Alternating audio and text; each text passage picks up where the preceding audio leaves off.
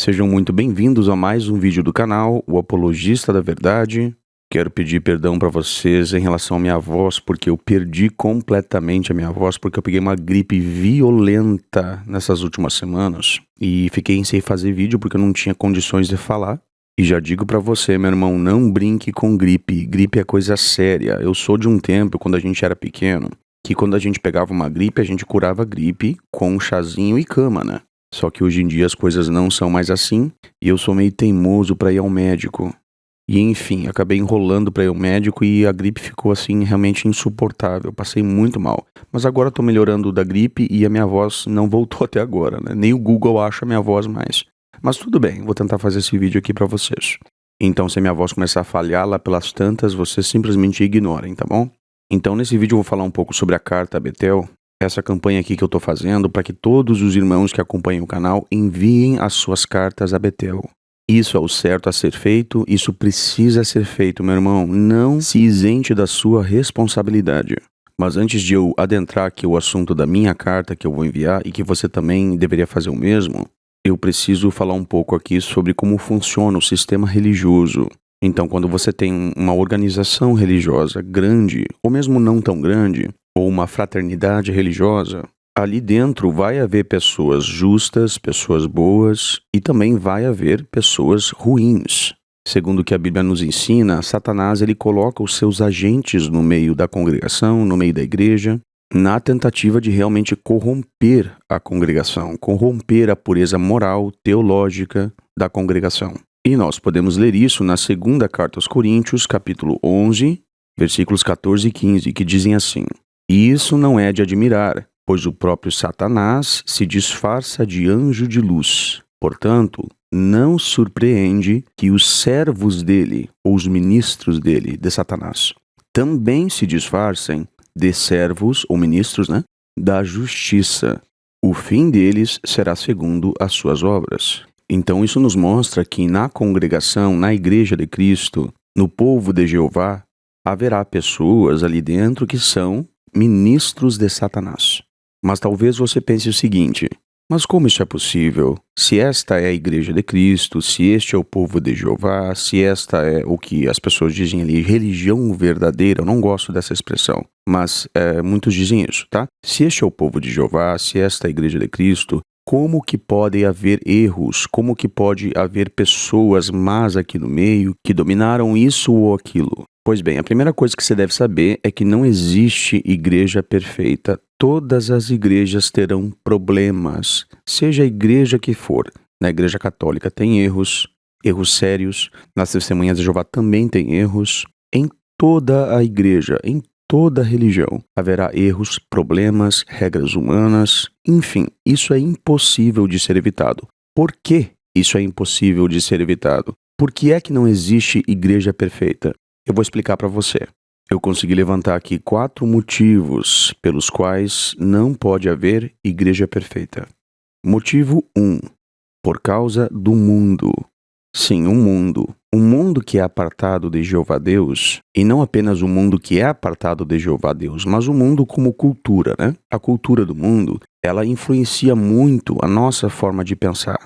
Então, uma pessoa que nasceu na Suíça, que é um país riquíssimo, né? Ou na Escandinávia, ela vai pensar diferente em vários assuntos de uma pessoa que nasceu, por exemplo, num país paupérrimo da África. E isso certamente vai afetar o modo como essa pessoa vai encarar certas decisões, certos dilemas sobre questões espirituais. E digamos que essa pessoa assuma certo cargo de relevância na fraternidade, na igreja, em consequência disso, ela também vai acabar trazendo para dentro da igreja alguns pontos dessa cultura que ela teve. Pontos esses que influenciaram sua forma de pensar em alguns assuntos. Então aqui a gente nota que é impossível que a gente tenha uma religião, uma fraternidade, uma organização religiosa que seja plenamente 100% baseada na Bíblia, perfeita. Isso não é possível. Então esse é o primeiro ponto. O segundo ponto pelo qual sabemos que é impossível uma igreja perfeita, uma religião perfeita, é porque Satanás existe, o diabo existe. E quando o diabo percebe que existe uma religião, uma fraternidade, uma organização, seja ela pequena ou grande, que está fazendo o que é certo, que está fazendo o que a Bíblia diz que tem que fazer, que está ensinando verdades boas sobre a Bíblia, sobre Cristo, sobre Deus, o próprio Satanás vai infiltrar ali dentro os seus ministros, para que eles denigram a imagem dessa fraternidade. Compreendeu o ponto? E nós podemos ler isso em Apocalipse, capítulo 12, versículo 10. Foi lançado para baixo o acusador dos nossos irmãos, que os acusava dia e noite perante o nosso Deus. Então aqui a gente vê que Satanás ele tem interesse em acusar os servos de Jeová, em acusar aqueles que seguem a Cristo, difamando-os.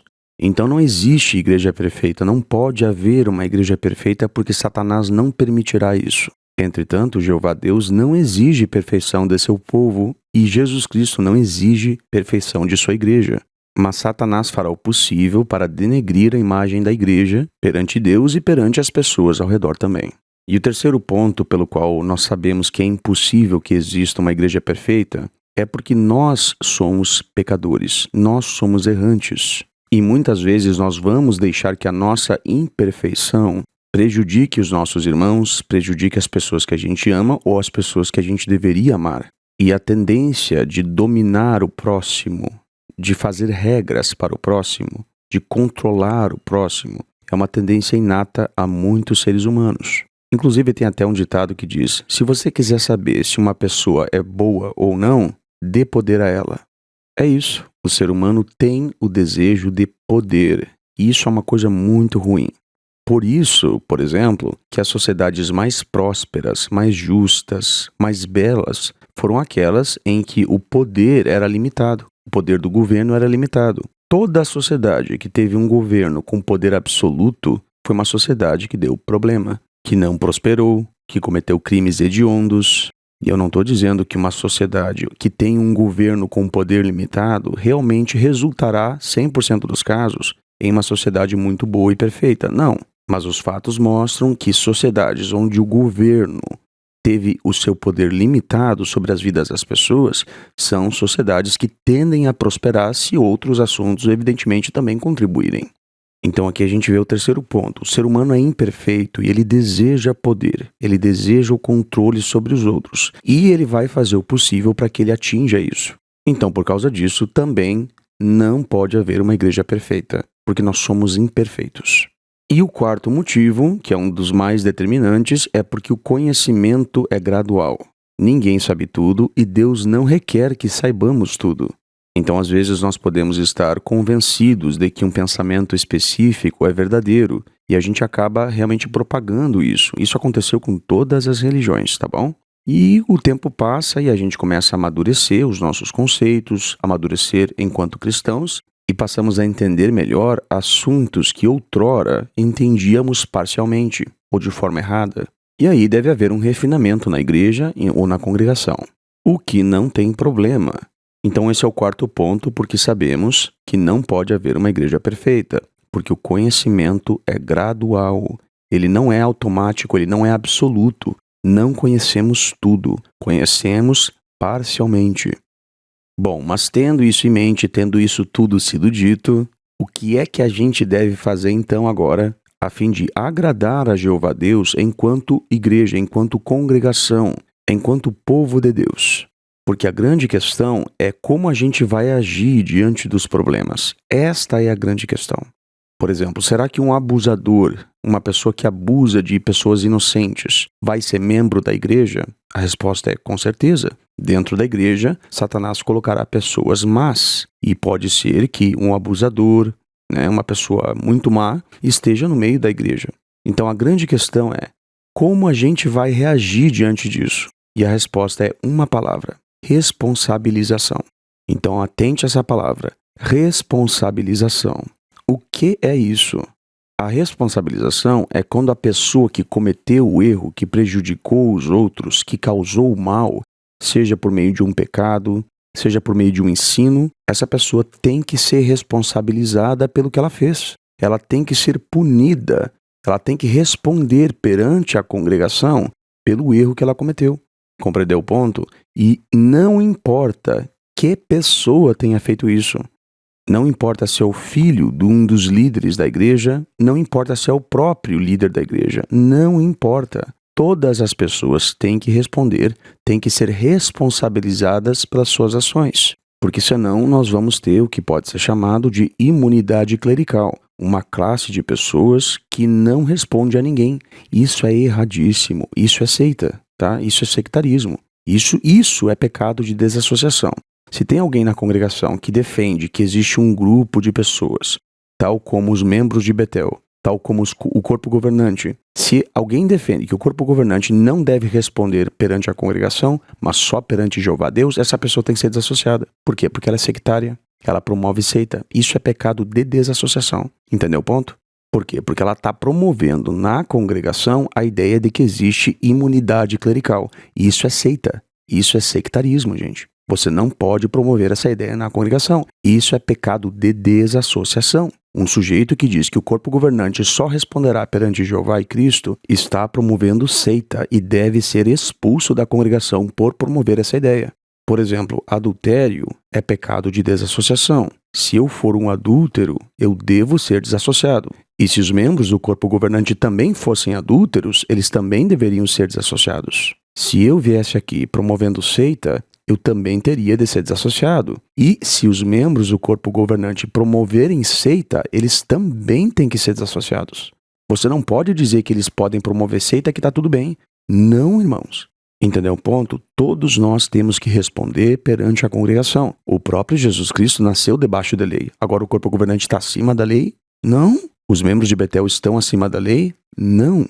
E então eles também têm de ser responsabilizados pelos erros deles. E o ponto é que os membros de Betel mentiram para os irmãos na carta de 22 de fevereiro de 2023. E eles têm que responder por essa mentira. Isso foi uma mentira que afetou a muitos irmãos. Então, irmãos, já perdi minha voz aqui. Eu vou colocar aqui a leitura da carta que eu escrevi para Betel, tá bom?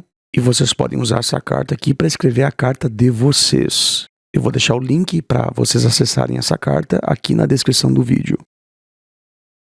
É do conhecimento geral das Testemunhas de Jeová, TJS, que o último boletim do Corpo Governante, CG, nesta data tratou da questão do uso de barba entre irmãos.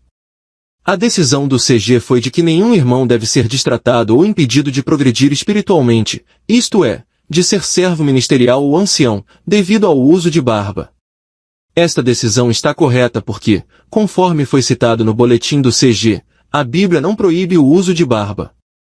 Então, a conclusão é evidente, sendo que a Bíblia não proíbe o uso de barba, não cabe a ninguém, nem ao CG, nem aos membros de Betel, proibir, seja no nível que for, que irmãos tenham barba.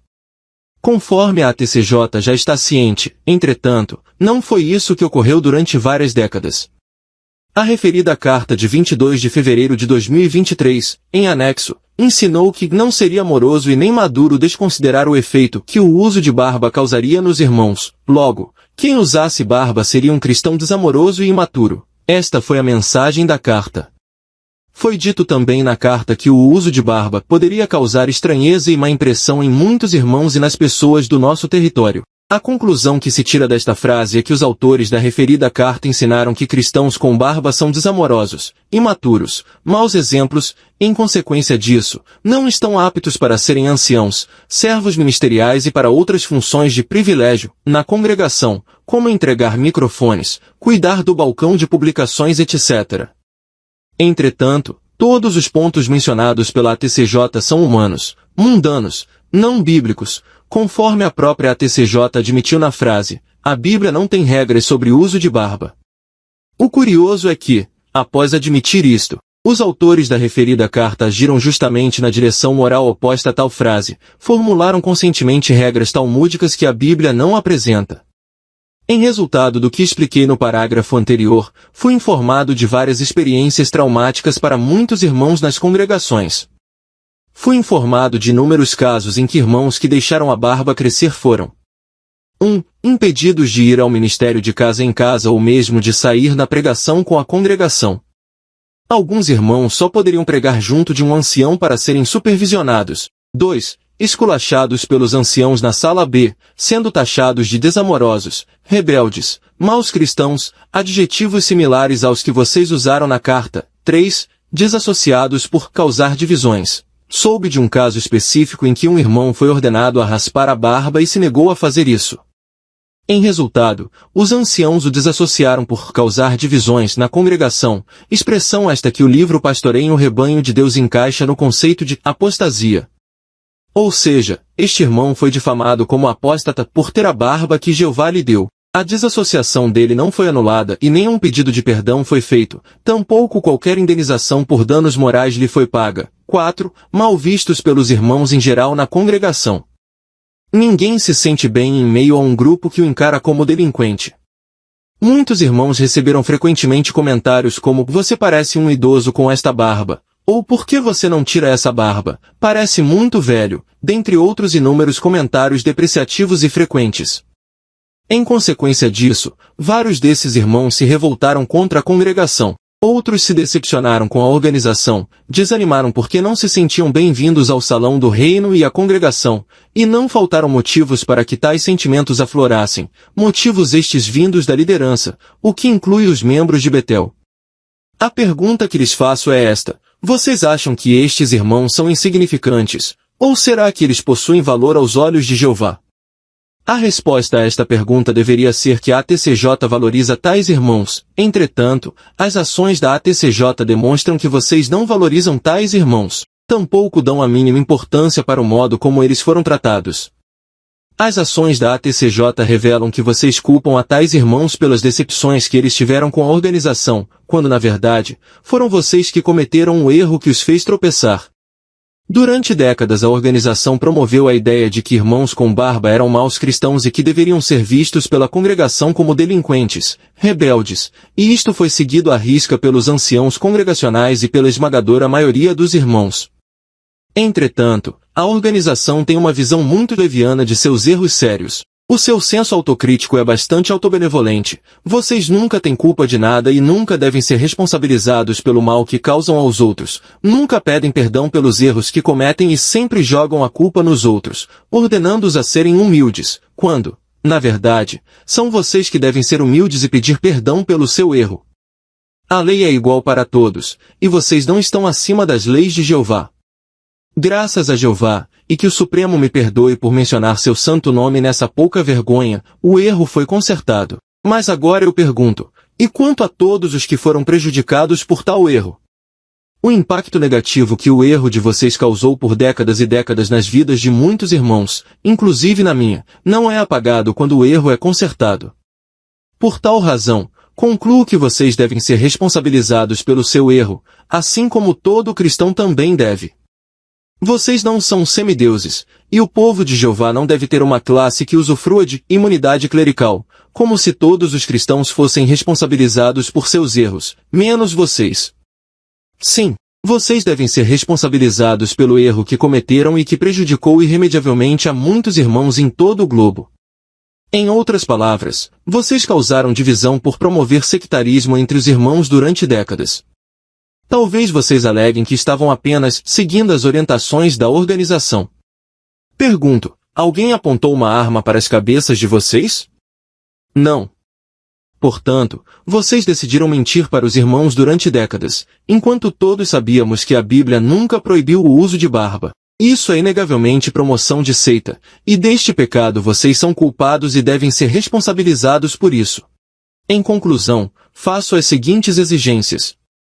1. Os autores e os promotores da carta de 22 de fevereiro de 2023, em anexo, devem ser demitidos de Betel e repreendidos publicamente.